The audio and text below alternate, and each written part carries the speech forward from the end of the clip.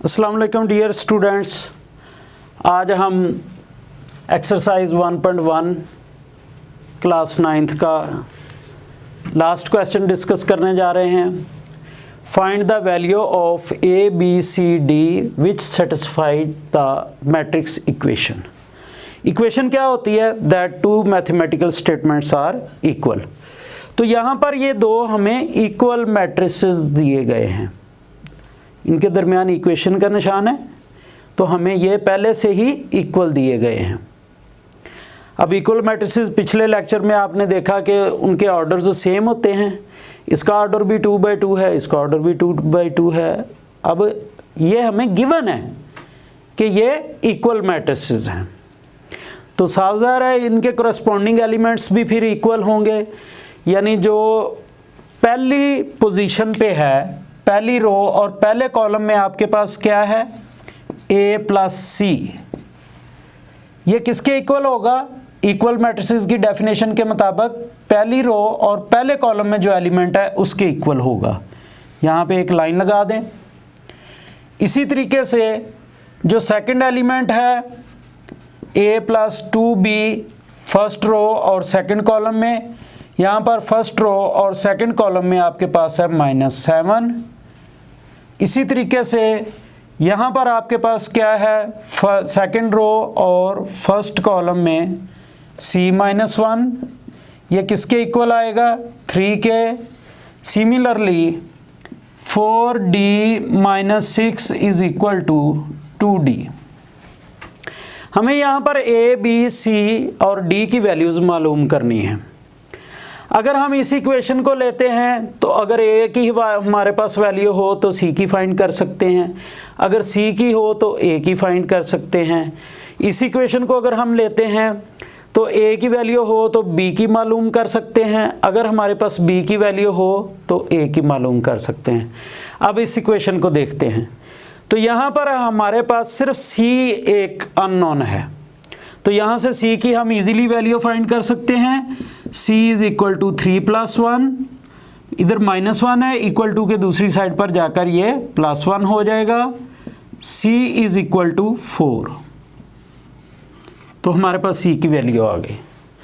इस इक्वेशन को देखते हैं, इसमें सिर्फ d अननोन है, तो हम इसमें d को इजीली फाइंड कर सकते हैं। ये लेफ्ट साइड पे 4d है, 6 को हम दूसरी साइड पर ले जाते हैं, इधर -6 है, उधर जाकर +6 हो जाएगा। अब d जो अननोन है इनको एक तरफ ले आए। यहाँ पर आपके पास 4d है, ये उधर +2d है, जब इक्वल टू के लेफ्ट साइड पर लेकर आएंगे तो ये -2d हो जाएगा। ये हमारे पास 2d इज इक्वल टू 6 आ गया। 4d - 2d किसके इक्वल होता है? 2d के। d is equal to 6/2। जब 6 को 2 पर डिवाइड करेंगे तो ये आपके पास 3 आ गया। अब हमारे पास c और d की वैल्यू निकल चुकी है, फाइंड हो चुकी है। तो इसमें a और b है, तो इन दोनों में से कोई भी वैल्यू इस्तेमाल नहीं हो सकती। तो हम पहली इक्वेशन को देखते हैं। इसमें a और c है, तो ये c की वैल्यू हम इसमें इस्तेमाल कर सकते हैं। c की वैल्यू हमारे पास 4 है। 4 को जब हम दूसरी साइड पर लेकर जाएंगे तो ये -4 हो जाएगा।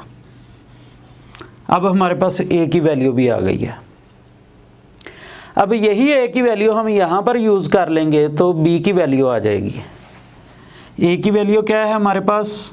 -4। a की वैल्यू लगा दी, इधर -4 है, दूसरी साइड पर यही जाकर +4 हो जाएगा। -7 और +4 किसके इक्वल होता है? -3 के। ये बात याद रखनी है, जब एक पॉजिटिव साइन हो, एक नेगेटिव साइन हो, तो आपने बड़ी वाली वैल्यू को ऊपर लिखें, उसका साइन साथ लिखें, छोटी वैल्यू को नीचे लिखें, उसका साइन साथ लिखें। जब दोनों साइन डिफरेंट हों तो आपने इनको माइनस करना है और बड़ी वैल्यू का साथ साइन आ जाएगा।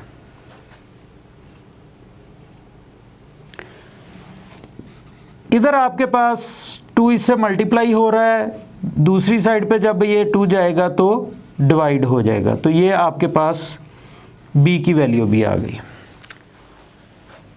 तो डियर स्टूडेंट्स, एंड पे हम थोड़ा सा डिस्कस कर लेते हैं कि हमने एक्सरसाइज 1.1 में क्या सीखा है। मैट्रिक्स क्या होता है, ऑर्डर ऑफ मैट्रिक्स,